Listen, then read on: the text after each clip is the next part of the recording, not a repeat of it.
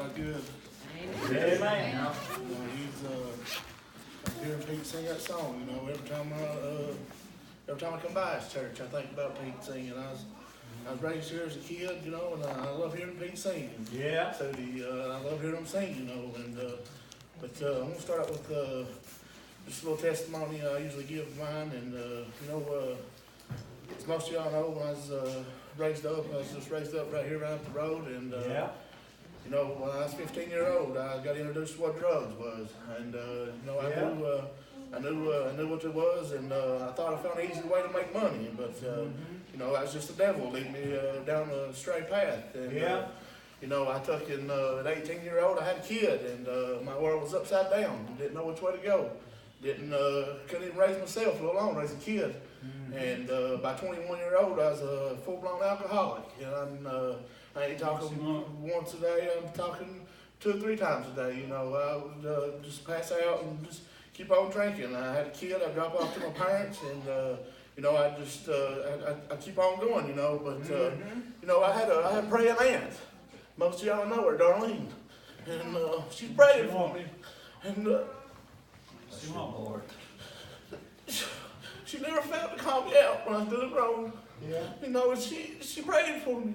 By the age of 25, I was laying in the ER at the hospital. Took so many pills, didn't know if I was going to wake back up. Yeah. I woke back up with my mom and dad, there were tears in their eyes, looking at me. Yeah. I wondered what had happened.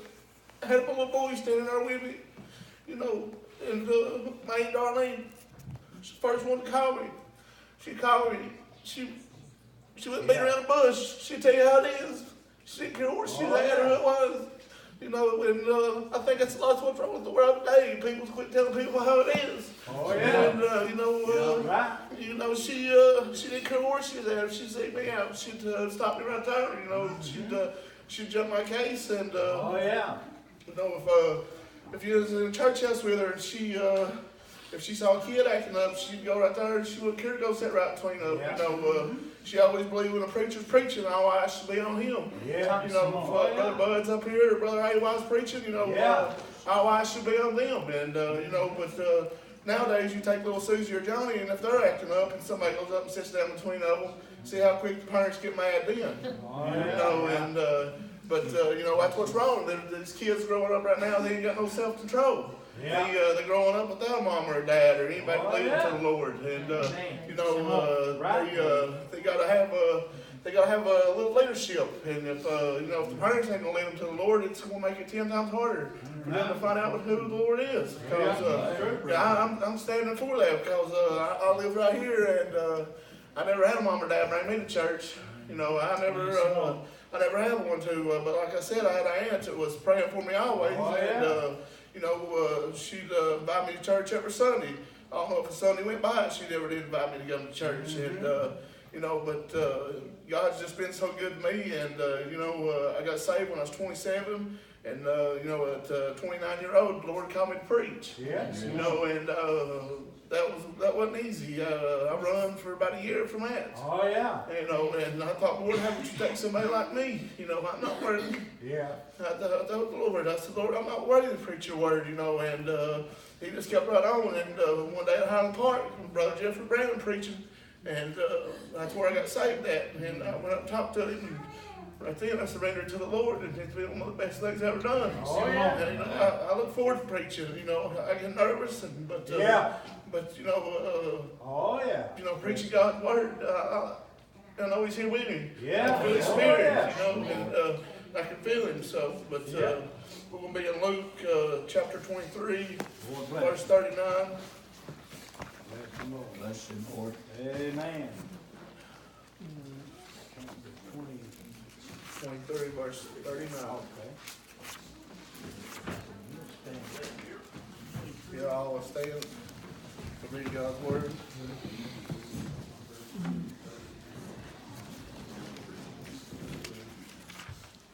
It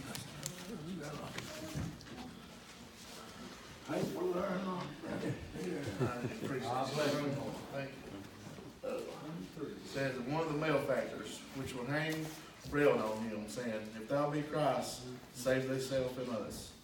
That's what we're going to be preaching on. Dear Heavenly Father, Lord, Father, we just thank you for another day of life, Lord, and thank you for each and every blessing that's come along with it, Lord. Father, we just ask you to make the preaching come easy, Father, and Lord, if there's one here that don't know you, Father, Lord, I pray today be the day of their salvation, Lord. It'd be one of the greatest gifts they ever had, Father. And if there's one here troubled, Lord, I pray today be the day that I can be a blessing to your people, Lord. That's all I'm asking. In Jesus' name, amen.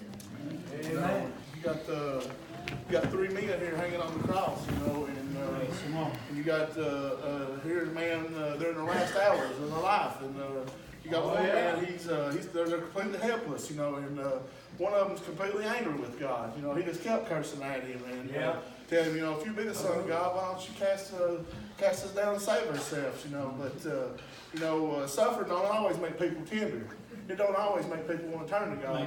And you know, he can bring out the worst in us. You know, you see it every day, people suffering, and whenever they start suffering, you know, you can bring up the Word of God and try to help them and try to lead them to the Lord. And some of them tell you to get on out there. Right. They tell you to get on down the road, you know. But I'll not stop doing it. You know, you know, that's just part of it. You know, the Lord said, you know, if they curse me, they're gonna curse you also. You know, and so you know, but like I said, you know, suffering don't always make you tender. It can bring out the worst in you. You know, and sometimes pain intensifies the sinner's heart. Intensifies the sinner's hatred towards God. You can feel this man's hospitality towards the Son of God. If you're God, why not do something? Pretty much is what he was saying, you know. He's saying, if you're God, why can't you save us? Why don't you cast us down from here? You know, but that wasn't part of the plan, you know. Jesus had to die. He had to die on the cross to save a sinner like me and save a sinner like you. You know? And, he you know, he took and he packed that cross all the way to Calvary, bless him, and he had to carry the sin all the way out, and that was part of it. So you know, and it says, do not underestimate how much the human heart hates God. The Scripture tells us about the last days when God's judgments are poured out. What do we find on that day? Do we find sinners repenting? No, the Bible tells us that people will call on the rocks to fall on them. In Revelation 6:16 it says, and said to the mountains and rocks, fall on us and hide from the face of him that sitteth on the throne and from the wrath of the Lamb. You know, I believe that's what we're in now. You know, we got killings, we got shootings. You know, people making threats every day, pushing God out. That's all they want to do is push God. You know, and the farther they push God, the worse this world's going to get. And, like Brother Bud said, you know, this world's not going to get no better until the Lord comes back. And he told us, he said, you know, there's going to be troubled times. And, you know, troubled times is here. But as I walked in Sunday school, I was listening to Brother Jerry, and, you know, we'll never be defeated. The world might tell us we will, but we done been, you know, the victory's done won. You know, if you're here and you're saved, you got nothing to worry about. You done got a home in heaven. You're already on your way to heaven. You know, and, you know, the troubles may come. You know, it says pain may endure for a night, but joy cometh in the morning. And, you know, we all have troubles. I have troubles. You know, and just because I'm a preacher or he's a preacher, don't think we don't have troubles. We have troubles. You know, and just like you have troubles, we all have troubles, but we all got to stick together. We got to be as one. You know, and we got to, you know, we just gotta pray and fast, and we gotta keep trucking and keep praying. You gotta keep pressing forward. You know, and you know, whenever the devil strikes you and knocks you down on your knees, you're the perfect time to look up and start praying. You know, and the devil might think he has you, but he ain't. Victory's just won, you know. The victory's been won. It's just the devil's just trying everything he can do, you know. You know, I heard a preacher say once about 3 demons that was in hell, and they was trying to figure out how to get people not saved. And he told the devil, he said, we'll tell them there's no heaven. And that devil said, no, we can't tell them that. So there's so many people worshiping God. There's so much beauty out there. Too many people getting saved. And other demons stood up and said, well, I don't know what I'll tell them. We'll tell them there's no hell. He said, no, we can't tell them that. He said, there's too much hatred out there. There's too many people shooting and killing. There's too much wicked going on. And the third one stood up and he said, I know what I'll tell them. He said, I'll tell them to be in no hurry. He said, I'll whisper in their ear. Be in no hurry. No hurry to get saved. That's what he'll whisper in your ear. If you're here today, he'll tell you, be in no hurry. To be in no hurry to be saved.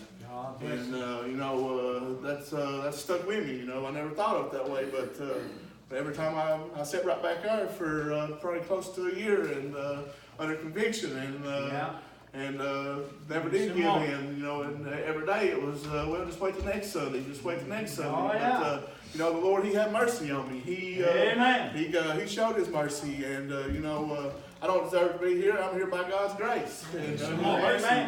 That's what I'm here for, and then you got people, with people wanting to talk about church, and, they want to talk about going to church, and, well, we want to do this, they want to do that, but when it comes time to go to church, they never show up. They talk to you and they tell them, and then they never show up. And then 2 weeks ago, we had revival at Turkey Creek Baptist Church, Brother Eli's church, and had people say, yeah, I'll be there. Got a best friend, told me, yeah, I'm 100%. Never seen him one time. They'll sit and tell you this, they'll tell you that. Then when it comes time to do it, they'll tell you 100 other excuses why they couldn't be there. You know what I'm saying? And then you got people showing up on Sunday mornings, and then you won't see them until next Sunday morning. And you got the morning glories, what we call in my church. I don't know how they do it. With me, I got to have a little on Sunday morning, Sunday night, and a little on Wednesday. I got to recharge my battery. And, you just can't.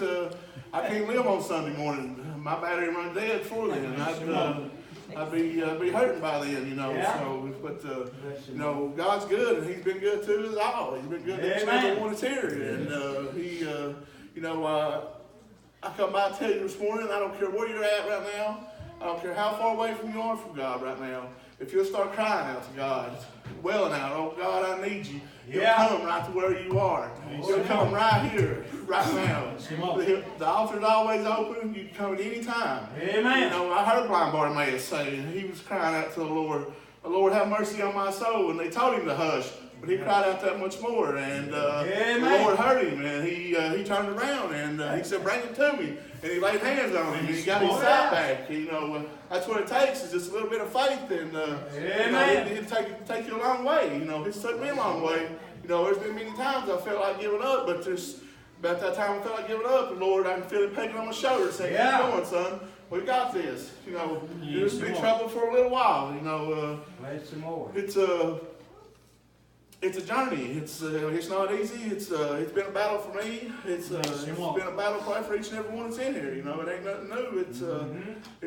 But like again, going back to what Jerry said, I'd rather go through the storm with Jesus than walk through the storm without Him. You know what I mean?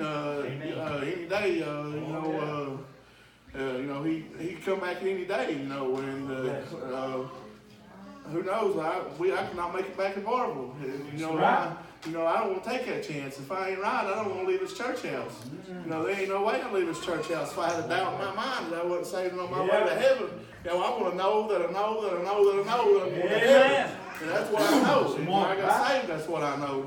And the Lord, He's just been so good. And I can tell you, the bottom of the bottle, snorting the pills, the end of the needles, your party friends, that can't fill that void that the Lord puts in your heart. Only the Lord can fill that void. And that's why He put it there, for Him to draw it to you. For Him to draw you to Him.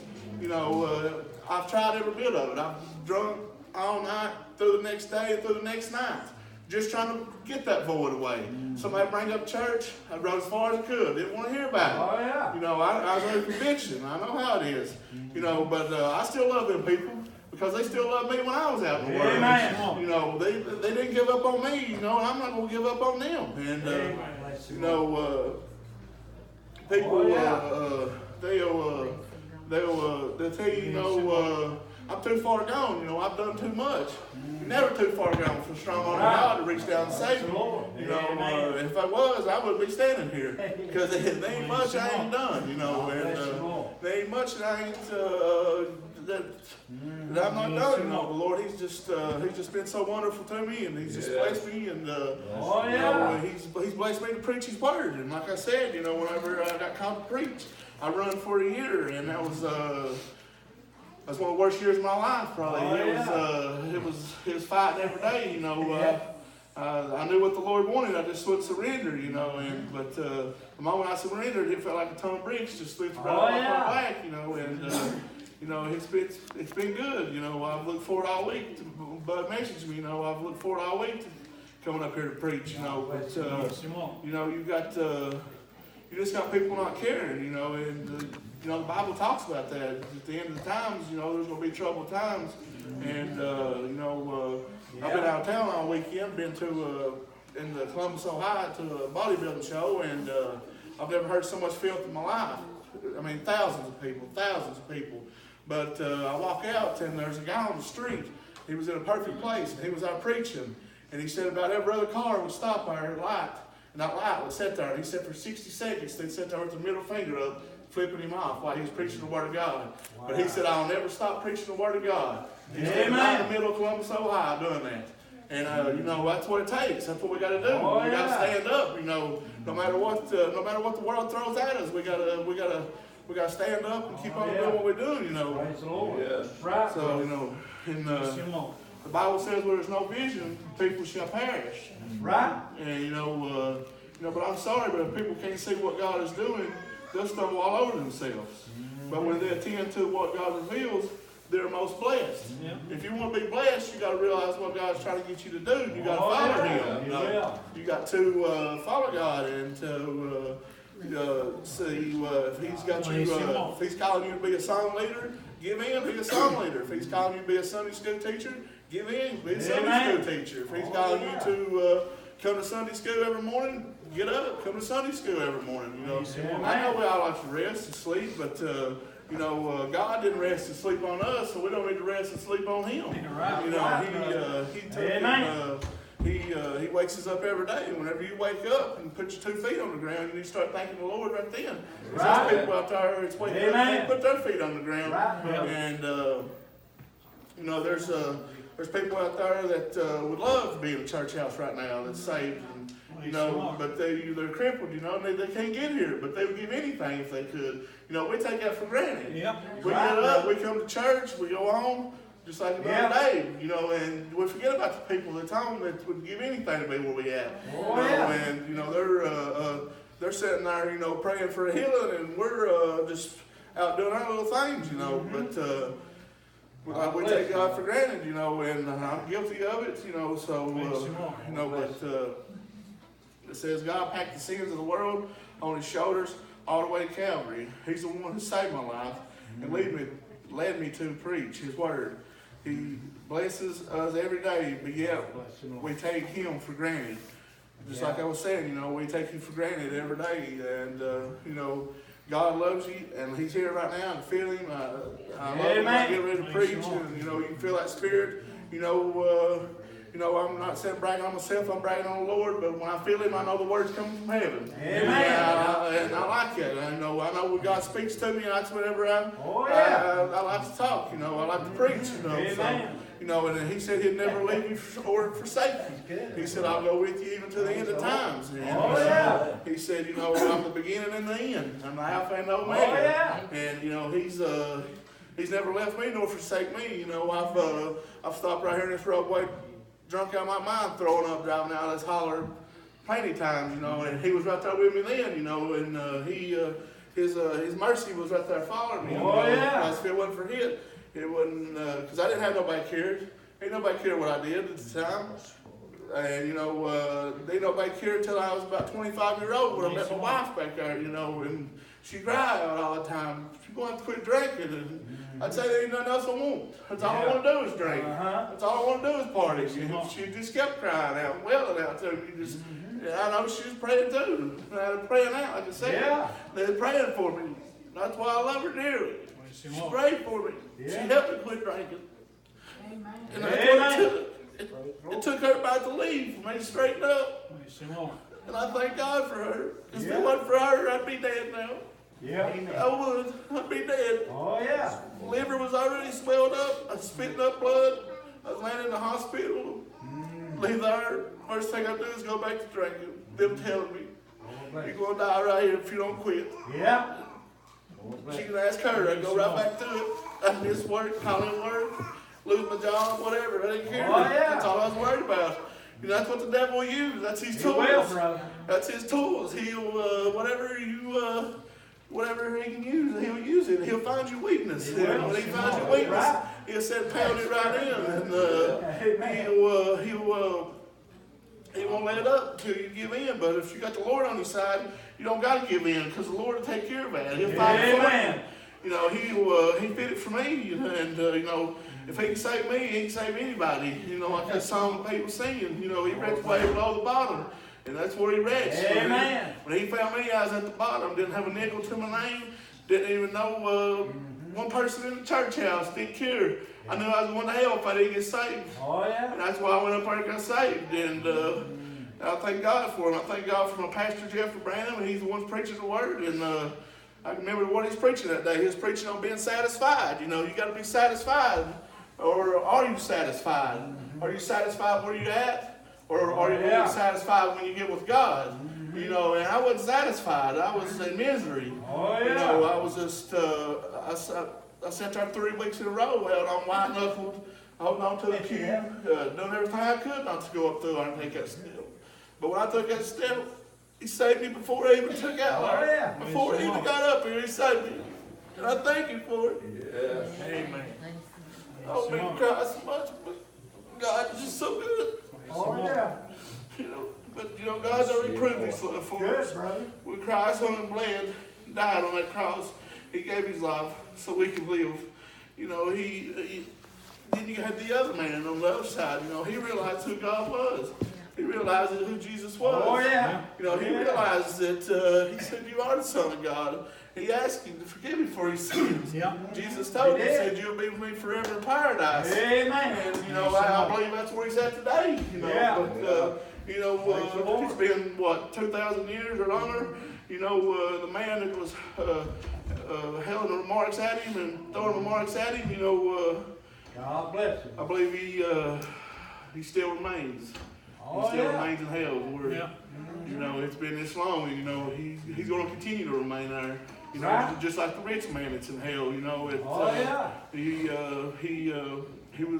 wouldn't even scrape off the crumbs off of his plate to feed to the poor. You know, he wouldn't even he wouldn't even feed him. You know, and when he died and went to hell, he told him, he said, "Can I have a water just to cool off my tongue?" And he said, "You know, we can't do that." He said that you know.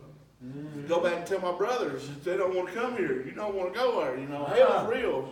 And that's where it's at. It's heaven or hell. There's no other place. There's no purgatory. There's no praying out of purgatory. It's either heaven or hell. That's where you want to go whenever you die here. If you're lost, you're going to hell. If you're saved, you're going to heaven. You know, and hell's where you don't want to go. You're going to go as an intruder if you go to hell. Hell's hot. Hell's real. There's the slashes of teeth, bite marks. You don't want to go there. You know, the Bible tells you plainly and clearly how bad hell is.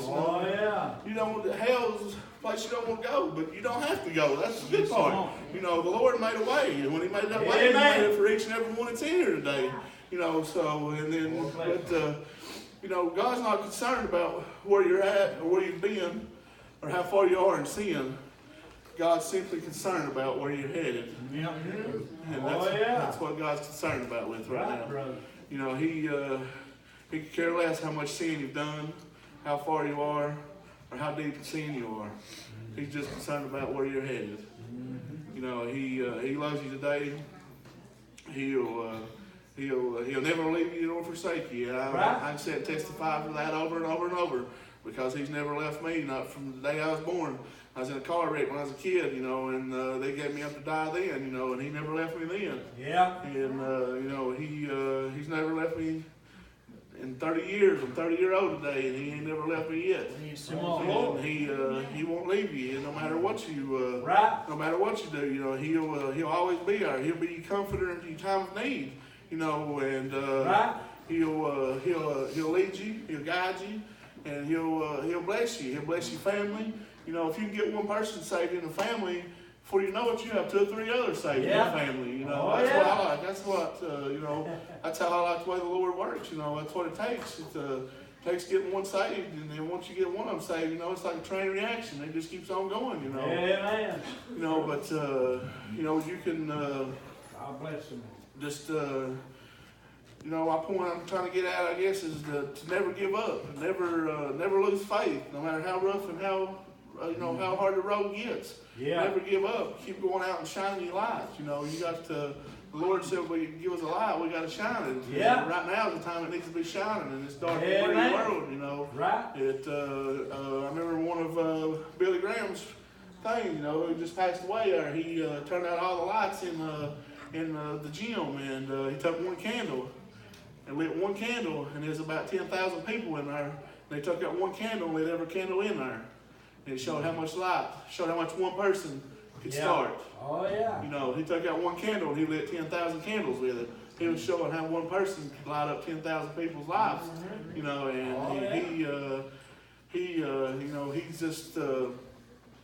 He's just so good, and he'll take you to the heights of heaven. He'll do things that you'll never dream of. Whenever I got saved, like I said, I didn't have a nickel to my name, and I was living in a 2-bedroom apartment, had an old beat up truck, and I'm not bragging, but now I've got a good job, I've got a good home. But the best part, I got a home in heaven. Amen. That's what He gave me. He gave me a home in heaven, and there ain't nobody can take that from me. That's right. The world didn't give it. The world can't take it away. Right. The world's not going to take it away. Amen. God's so good, and God bless you. I just thank you for inviting me up here, and I love you, and I love coming up here to this church. I love each and every one that's here. Church feels like home to me. Whenever Bud messaged me and asked me, I was laying in bed with my wife, and it lit me up. I've been waiting for a long time. I've been waiting on it to message me.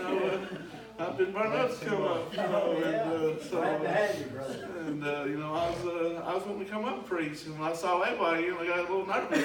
My wife asked, "What's wrong with you?" I said, "Well, there's another preacher coming in." Yeah, So, he makes me nervous too. I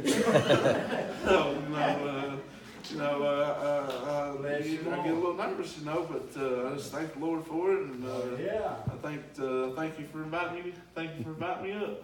Amen. I'll turn it over to you, bud. Amen. Good job. Amen.